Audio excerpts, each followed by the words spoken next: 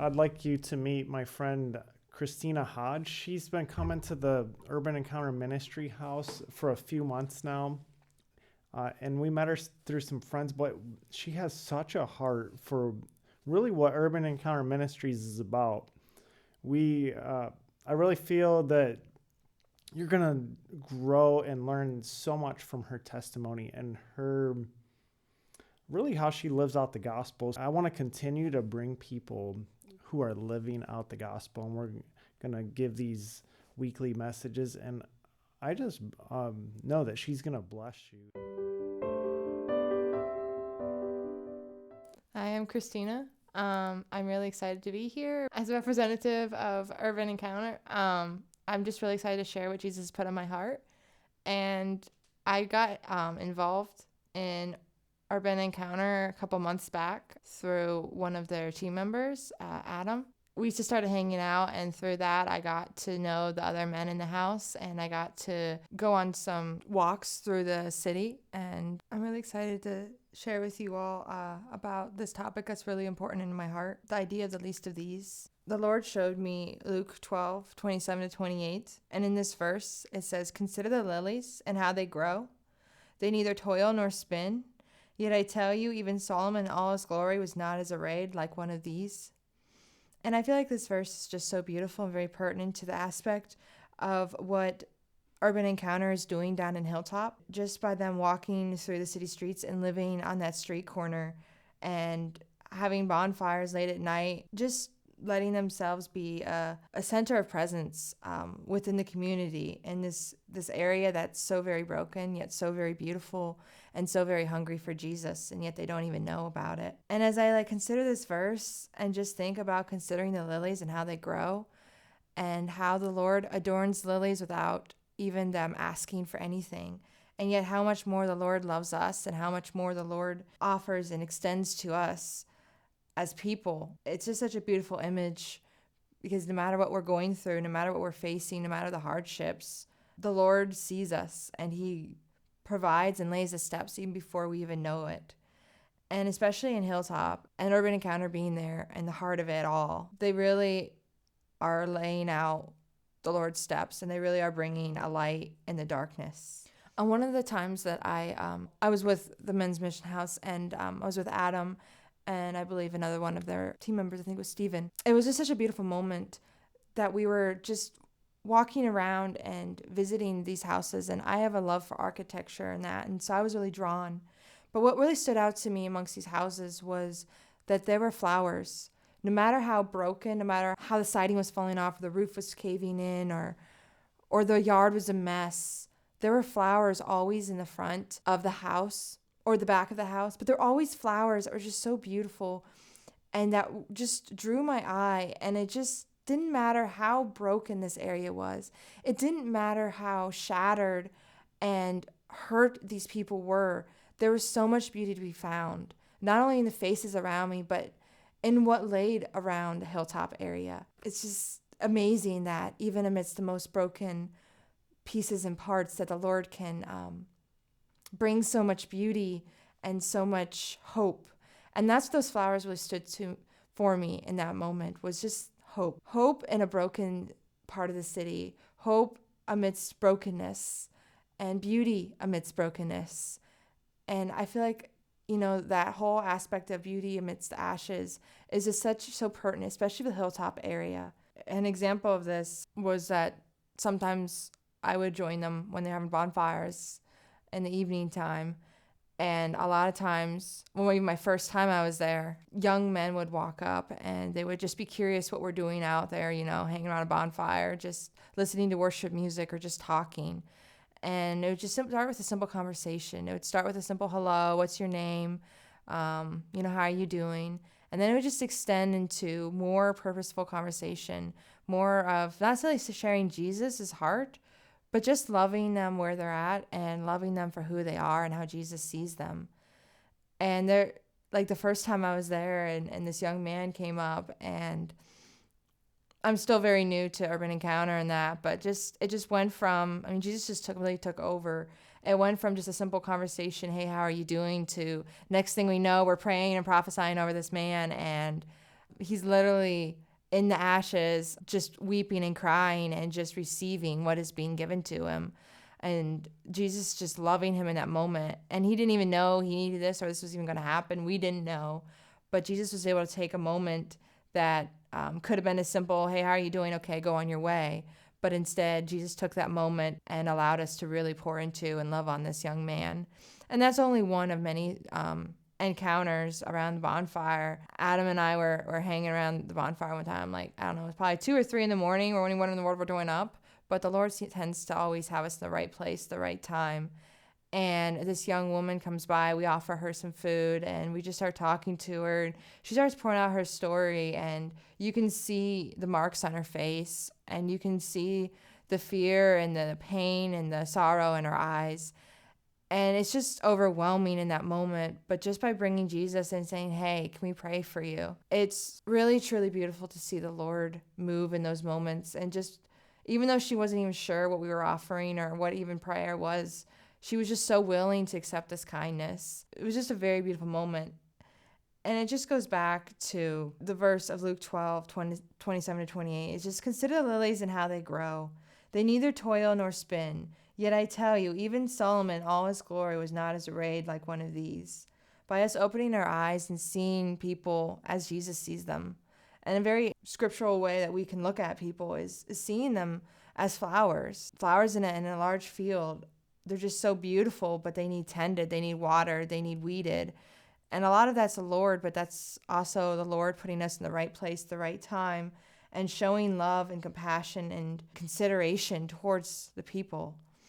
Another verse that's really strong on my heart is John 10, 1 through 5. Very truly I tell you, Pharisees, anyone who does not enter the sheep pen by the gate, but climbs in by some other way, is a thief and a robber.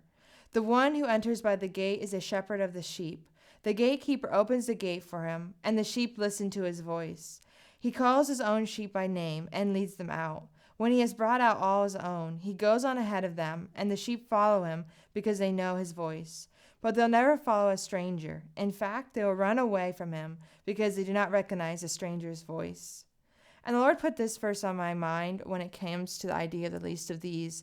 And it may seem like a verse that doesn't exactly tie in, but when you really consider it, we are all sheep.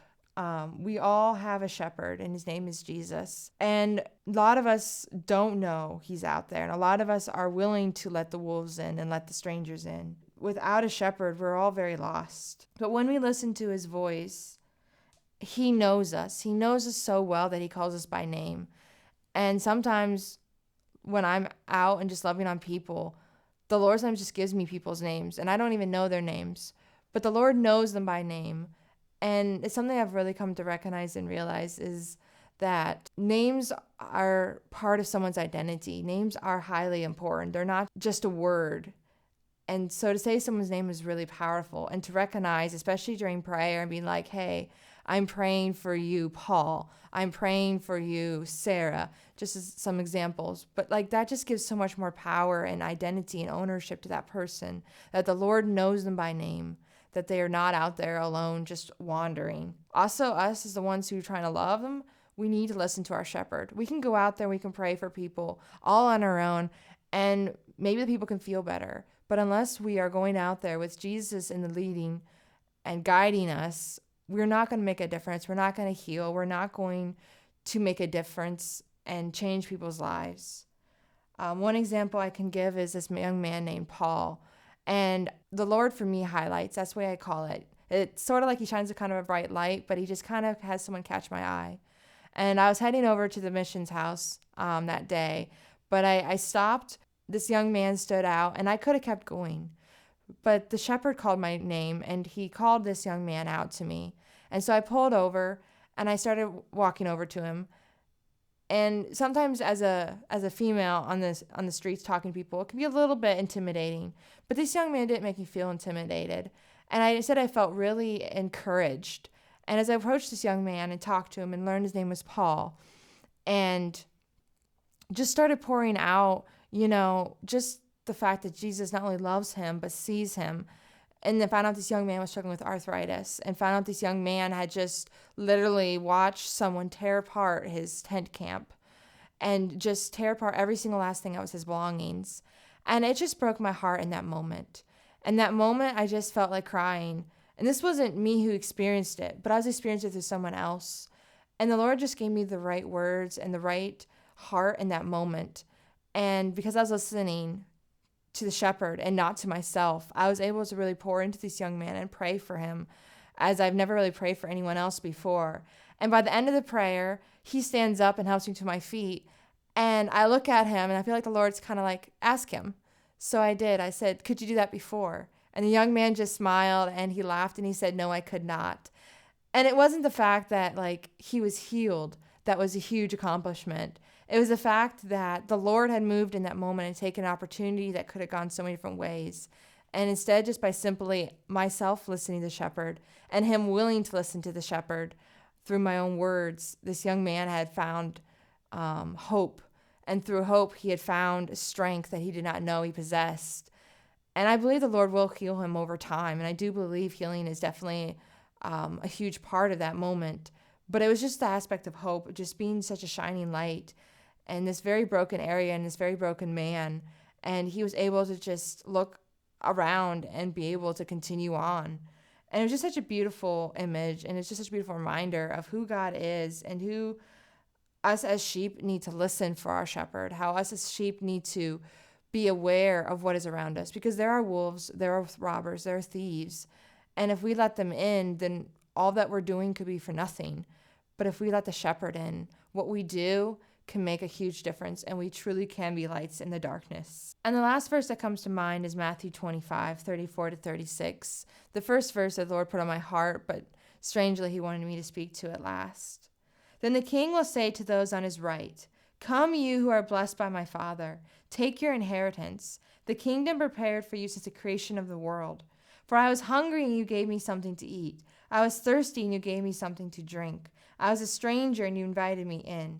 I needed clothes, and you looked after me. I was in prison, and you came to visit me. Then the righteous will answer him, Lord, when did we see you hungry and feed you, or thirsty and give you something to drink? When did we see you as a stranger and invite you in, or needing clothes and clothe you? When did we see you sick or in prison and go to visit you? The king will reply, truly I tell you, whatever you did for one of the least of these brothers and sisters of mine, you did for me. And I just find that verse just so beautiful, especially when you're in the Hilltop area, because there's so many needs. Coming over all the time to Urban Encounter and just being a part of the missions through worship nights and the bonfires and the street evangelism and the events and activities and just talking to the missionaries that come through their doors. It's just so prevalent and obvious that this house is definitely making a difference. And it's so cool that sometimes when people come up and they get ready to leave, that they oftentimes are like, hey, do you happen to have any spare socks? Or, hey, do you happen to have a shirt? And it's just simple things. And I just watch these men just go up to their rooms and just get whatever these people that they've only known for a few minutes, maybe even an hour, and just give them whatever they have, which is literally the shirts on their backs, kind of ideal. It's just such a beautiful representation that there's the simple needs of just the physical needs. When did we see you hungry and feed you? When did we see you thirsty and give you something to drink? And it's just this common idea that the simplest things can really, truly make the difference.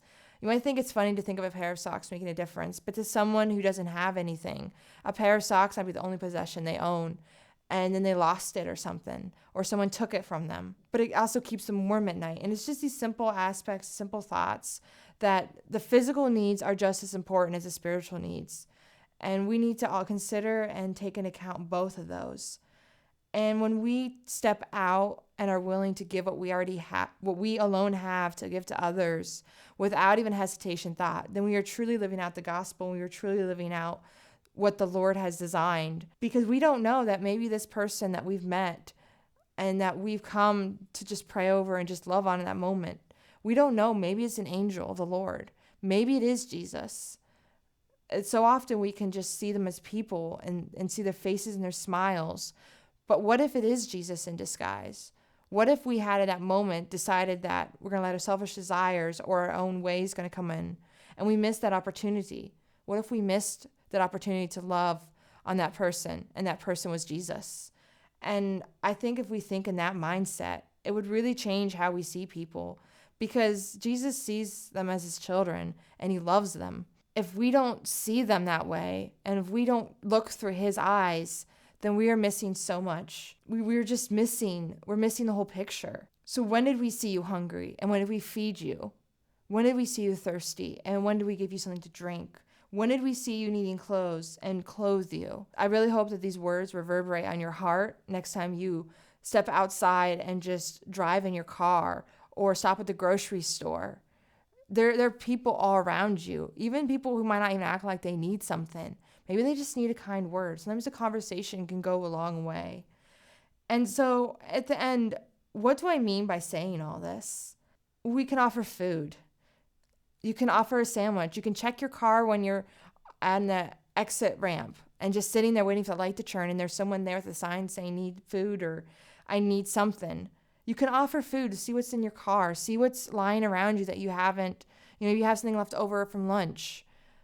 Or maybe you can just pull over, go to a fast food restaurant, grab some food and come back to this person. So that's one physical way of assisting. You can also give people a minute of your time, which a minute of your time could be an hour of their life, because you don't know that maybe that moment they were just hopeless and they were facing their darkest moment. And maybe just by you stopping and just saying, hey, how are you doing? And talking to them and asking about their day when they're so desperate for a conversation. Maybe you gave them the hope long enough for them to make it through another day, another night. Pray with people. It seems so obvious, but so many times we just forget that the Lord wants us to pray. Even if they're not willingly receiving it in that moment, then let them walk away and pray for them as they leave. Say their names. Say the needs that you feel like the Lord has put on your heart, and pray it aloud.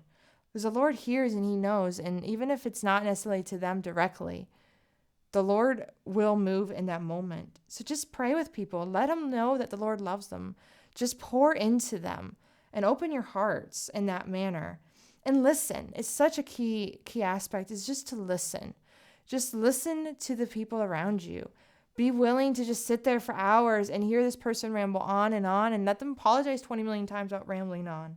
But it's okay, because sometimes that's all they need. They don't need food. They don't need clothes. They don't need prayer, but maybe they just need someone to just sit there and listen and hear about all the crap they're going through. Hear about all the stuff they went through in the past. Maybe they just need someone to just be the ears that they've never had before. And just through that, you can show so much love by just simply smiling and nodding and just really just letting the Lord speak to you through that and reveal things. And maybe even while they're talking, you can quietly pray inside and you can really pour into them that way. And they won't even know it. That's something definitely the Lord has been working on me, is the aspect of just listening. I've been doing that for my coworker of recent, and I just sit there for hours, and just as whenever I don't have anything else to do, I just go and I sit and I listen. And she just has no one else to talk to. And that's just my coworker, but that's something so simple you can do, is listen to your coworkers. Listen to them gripe and complain. Don't fuss about them complaining. Don't think that they're horrible because of that. Maybe when they go home, they don't have anyone there. Maybe they go home and they don't have anything safe to go home to. And you're the only safe thing, so they feel like they're okay to pour out their stories and their hardships to you. So whether you're walking on the street or at work or in a grocery store, just listen. Listen to the people around you. And that can also be just listen to people's body language. Look at their eyes, look at their postures, and find moments where you can just quietly pray inward for them and pour out. And then again, we go back to giving clothes away. What do you have that's extra? What do you have that you don't need? What do you have that you do feel like you need, but someone else needs more? Give what you have. If they need it, then they need it obviously more than you do. And ask them what they need. It's so easy for us to be like, well, you obviously need this. You obviously need that here. Well, maybe they do need money, but maybe what they need more is for you to go out and do that act of kindness and buy them a sandwich instead. Ask them what they need. There was this instance at Little Caesars where I happened to come across this young man, and It would have been so easy for me, like, oh, you need $5. Here you go. Or, oh, let me go buy you a pizza. But he didn't need any of that because I asked him what he needed and I was really intentional. He told me I need wipes. I looked beside me and here's some wipes, which random in my car, but it's COVID-19. So I said, here, they're unopened. And I asked, what else do you need? He said, I need diapers. So I was like, I don't have any of that, but I can give you a little bit of money for you to get diapers. And then I asked him, what else do you need? Because I felt like the Lord just kept saying, it's not enough. It's not enough. And so I asked him again, and he's like, well, I guess, my family could use something to eat. And so I said, okay, well, let me go buy you some pizzas.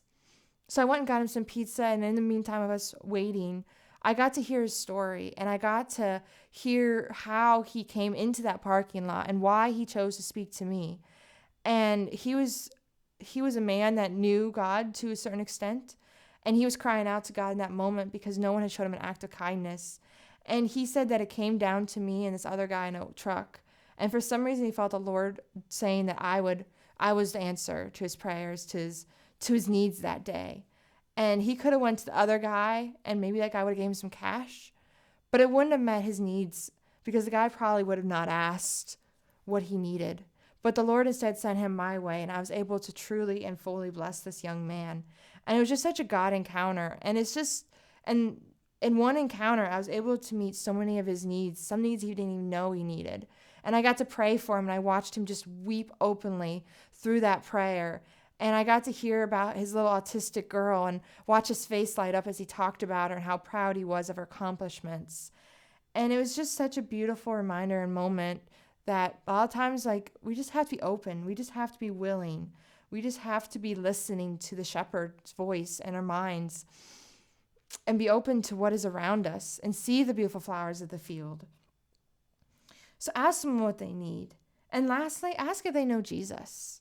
That one might be a harder one. That's one I've really had to work on and really challenge myself to walk into.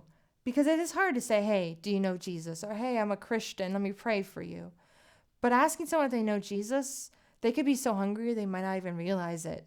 And when you mention Jesus, they might be like, yeah, I know Jesus. They might know him because they've grown up in a religious background. Or they might know him because they go to church every Sunday or every Easter. To them, that's Jesus. But maybe they don't know Jesus personally. Maybe they don't know Jesus in their heart and realize that he can take place and have such an intimate encounter with them. So ask them if they know Jesus. And if not, pray for them. Pray that they'll have their hearts open. Pray that they'll receive him. But if they're not ready, then just open that doorway, plant that seed, and let the next person come along and water that seed and weed that garden. But yes, ask them if they know Jesus. So in the end, it comes down to just don't worry. Don't worry about the small things. Don't worry about what your own needs are. Worry about what God's needs are. Because I've definitely been facing a lot of financial struggles, but I don't focus on that. I focus on what do I have that I can give? What do I have in the moment that the Lord wants me to use? And I always have enough because I give so freely.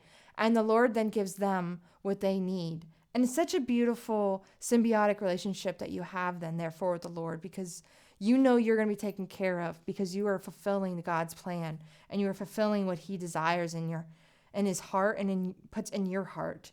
So don't worry about the small things. Just see the flowers in the field.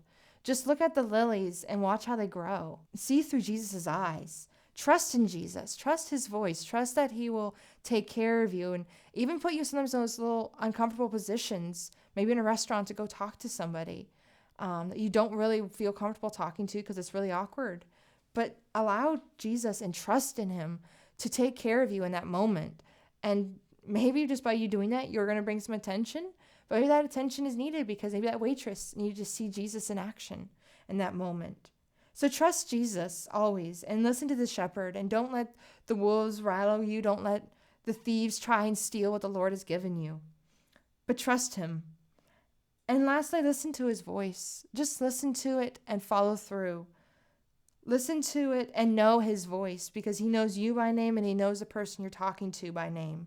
Listen to his voice and hear the needs of those around you. There will be someday the Lord will come and he will ask you where you were when he was hungry or where you were when he needed clothes or where you were when he was alone. And then it'll be your turn to look at him and be like, well, I was right there, Lord. I was giving out food. I was listening. I was serving. I was praying. Or are you going to be the person that when the Lord asks you that, you'll be like, I let my own needs come first. I'm sorry. I did not see what you had put in front of me. So don't let yourself be that person. Don't let yourself be that second person and say those things and realize that you missed all this opportunity to really just care for the least of these, because that's what it comes down to. Just softening your heart, really listening, and really just letting the Lord move in those moments. So that's what I have to share today, and I hope it really blesses and encourages you and helps you see through the eyes of Jesus, and really helps you see those that are around you and really see the lilies of the field. The lilies of the field the Lord has put around and knows exactly the right placement and the right timing. Thank you for watching our videos. If you like this video and you're being blessed by the content that you're receiving, I would like you to consider prayerfully to donate to our ministry. One of the ways that you can do this is to go to our website. It's uem.life, as in Urban Encounter Ministries.life. You can go to donor box there. And if you would like to donate monthly, there's an option for that as well. It goes a long way to helping us see our vision through, to make our house the light in the darkness.